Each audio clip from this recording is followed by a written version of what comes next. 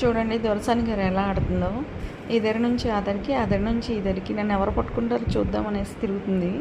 ఎవరు పట్టుకున్నా ఆగట్లేదు. ఆ బొమ్మను మాత్రం నా బిడ్డ నా బిడ్డ అని చూడండి. అసలు ఆ బొమ్మను ఇవ్వట్లేదు. ఎవరు అడుగుతున్నా ఇవ్వట్లేదు, ఎవరు పిలుస్తున్నా రావట్లేదు. ఆ బిడ్డను ఎవరికి ఇవ్వదంట. అదేమంటే అలి కూర్చుంటుంది. చూడండి అసలు ఎలా చేస్తుందో. దీనికన్నా ప్రశాంతం అండి.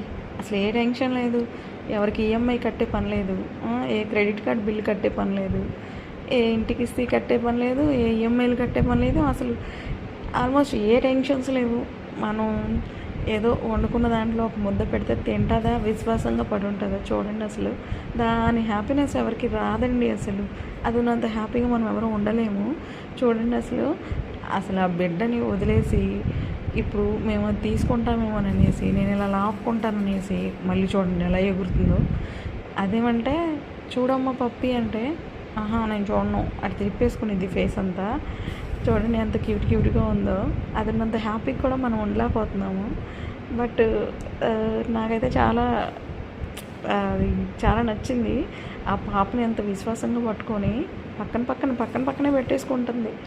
చూడండి పప్పి ఇటు తిరుగు ఒకసారి. పప్పి మీకు అదిగో చూస్తుంది చూడండి. పప్పి మీకు నచ్చినట్టయితే లైక్ చేయండి, షేర్ చేయండి, కామెంట్ చేయండి, సబ్స్క్రైబ్ చేసుకోండి ఛానల్.